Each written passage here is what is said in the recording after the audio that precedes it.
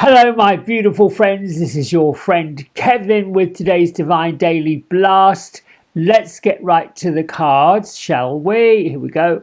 We're in Angel Numerology number 7 day today, which is all about focusing. The moon, my loves, is in the healing vibes of Virgo.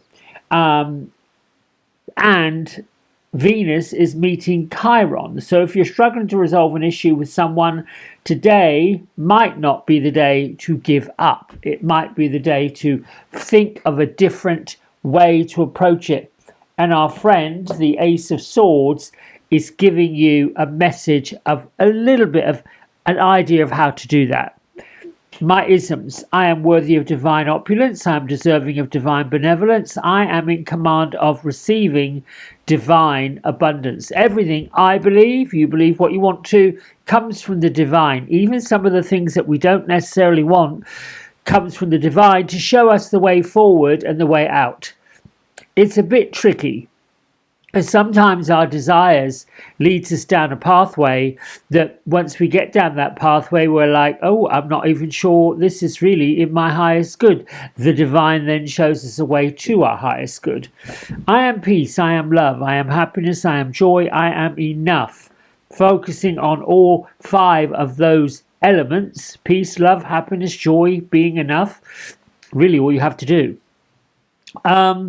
What else can I say about today? We've got Archangel Jeremiah with a message. Call upon me, the mercy of God, for forgiveness, so you can move forward and make choices uninhibited by the past. I release the past with gratitude and forgiveness. I joyfully create the future of my dreams. So we're in that mode of manifestation. We've passed the threshold and the portal of being definitive about what we want. So now it's a question of releasing the things that hold us down, being like a hot air balloon. Think of it like just taking off, lifting up. Now, going back to this focus of number 7, this is all about realizing you're on the right path, following your spiritual desires and plans, and knowing that they're correct and beneficial. Priorities that are made in the right order happen on a number 7. It works with the 7 of cups or the 7 of air. Also works with the energy of the sun and the chariot. Unlike the 7 of air or the 7 of swords, which is all about choices, this is about loving choices. Divine magic is afoot. Doors of opportunity start to open today for you. It is all about these things: worthiness, divine benevolence, commanding and receiving divine abundance. If you've been held in this place of nothing moving, nothing shifting, don't give up. That's the card where the moon being in Virgo and Venus meeting Chiron is like the struggle is not the struggle if you keep putting one foot in front of the other and keep going. I'm hoping I'm making sense there. Metatron brings healing help. You have the divine calling. You're ready to fulfill the call of the soul. Now, many of the planets have been held in abeyance since last September, so we may have felt a little stuck, a bit stagnant since September of last year. All those planets are now moving forward. Uranus moved into Aries, so things are beginning to pick up steam. And if you felt like you've been stuck in this weird vortex, it's not that weird. Your soul has been regenerating itself. The batteries have been recharging. You've been held back a little bit, might have been felt a little bit impatient. You may have felt a little frustrated. Notice things are moving forward pretty rapidly. Lady Nada is talking about the expanded heart, being open, liberated, letting yourself be love and be loved. Louise Hay says that everything I desire today is brought to me in delightful ways. All of these synchronicities with these cards and messages and affirmations, they don't just happen. It's divine communicating in saying these are all synchronized. Metatron telling us our calling is right in front of our face. The calling may just be peace, love, happiness, joy, being enough, releasing the past with gratitude. Thank you for giving me the lessons I needed to learn so I can stand in my power today. All of this. I joyfully create the future of my dreams. You deserve it. You're worthy of it. And it's on the way. That's all you need to know. It's all on the way.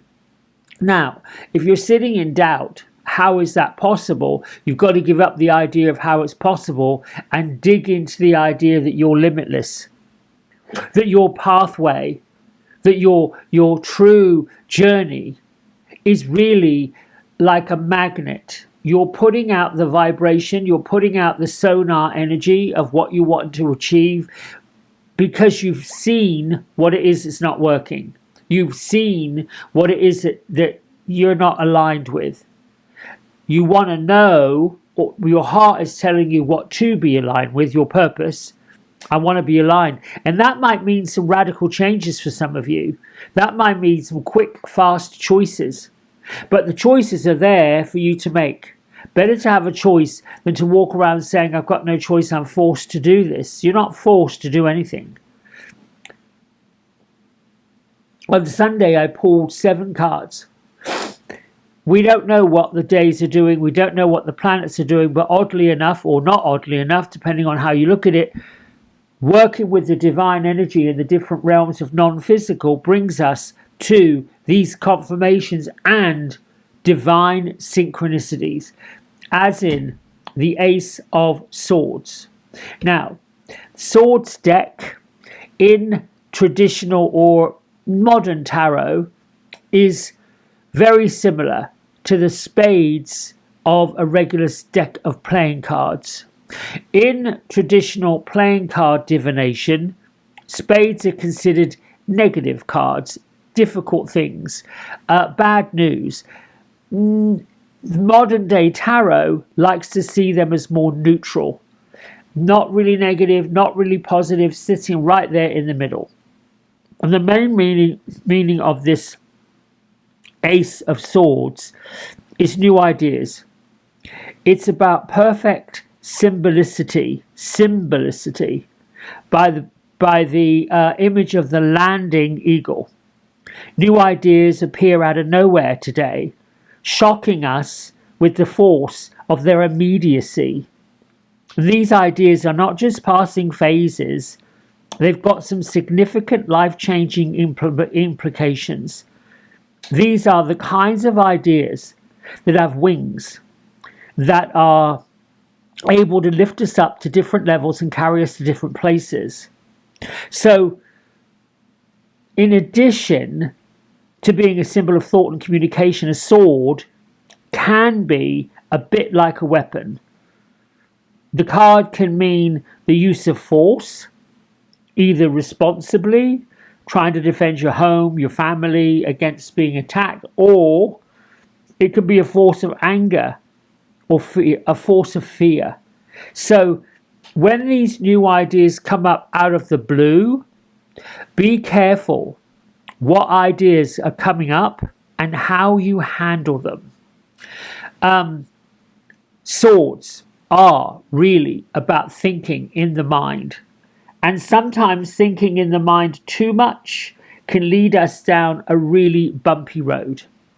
That's all I'll say for that. Let's get on to the fairies and what the fairies want us to know. We're in the mode of focus. We've got the moon in Virgo still traveling through. We want the healing vibes of Venus and Chiron and the love and the healing and the playfulness of the fairies to land all of this. Everything we desire is brought to us in delightful ways. We are releasing the past with gratitude and forgiveness. Well, we got 2 cards that flopped out. Let's see. You know, I like to read these cards like this. Appreciation. Playfulness. So, these cards to me, look at these colours. So what's interesting about this, they've got very similar colours right here. Very, very similar. So I'm going to sort of say that appreciate all the things about yourself, your life, the world you've got. If you're in a place of nature, appreciate the nature's gifts, the ground. Even if you're in one of these winter places, appreciate it. The stillness of the snow on the ground, the bright light that it brings to the world because it's reflective on the sun, those kind of things. Appreciate that we are halfway between winter or halfway towards the springtime when everything kicks off and grows. Those are the kind of things to appreciate. The things are still growing, things are still happening. And then playfulness. If we are stuck in this mode of not so good, things coming apart, nothing working out, I'm not doing this, blah, blah, blah, blah, blah, blah, blah. If we're stuck in there, we have a very difficult way to be playful. Being playful leads us to peace, love, happiness, joy, and being enough. Being playful leads us to being worthy of divine opulence. When we are playful and we appreciate, blessings just flow like music. Blessings just flow like, oh, it's just such a great day to be on the planet. Now, sometimes when you're not in that mode and you don't feel it, it's hard to get there. But get there shifts the vibration. So you've got two choices and we choose what we want. We choose what we're looking for. And I know that sounds like a broken record, but sometimes when I'm in the depths of deprivation and not feeling worthy and not feeling enough and feeling that nobody likes me and feeling that everybody's against me, all of those negatives, it's a chance for me to say, well, this is ridiculous because it's not getting me anywhere. Let me find music. Let me find activity. Let me find something that will lift me up out of this. So I am not carrying this like somebody's dirty laundry into the next phase, if you will. Then I can lift up. Then I can brighten up. Then I can, dancing, music, whatever it is. Our friend of the channel, Vicky, paints. She gets into her artwork. Creativity is the closest place you can get to the divine. So there's our message from the fairies. Be playful, be appreciative, know that you're releasing the past when you do it, know that you've got joy, you know that playfulness and appreciation creates joy and happiness, worthiness, and that might be your divine calling. Your divine calling may be to help lift up the energy of the planet so we all go somewhere else rather than being stuck in this ditch of depravity.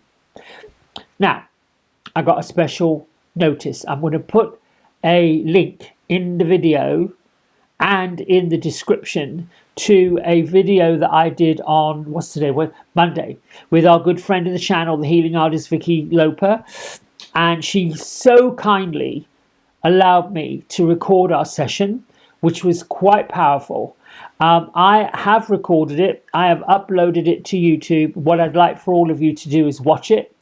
Use your comments on it and try to share this with as many people as you can think of. I started channeling these energies long time ago. And unfortunately, I did not, for the channel, I didn't have the nerve to share any of it. There's a part of me that, again, doesn't feel worthy of listening to these spirits, doesn't feel deserving of being able to share their message. And a part of me that, like so many of us, that are contacting non-physical entities and energies feel like, how is this even possible? And that was me. I was in that mode of, this is just a little cuckoo for Cocoa Puffs. And I probably shouldn't be doing this, but doing it anyway. This is what the divine has been telling me to do for a long time, and I'm delivering it. My hope and my prayer is that it gets out there to a lot of people and can, I think, eventually generate some compensation for me so that I can continue doing what I'm doing, which is bringing love, peace, harmony, and messages from the non-physical out to the world.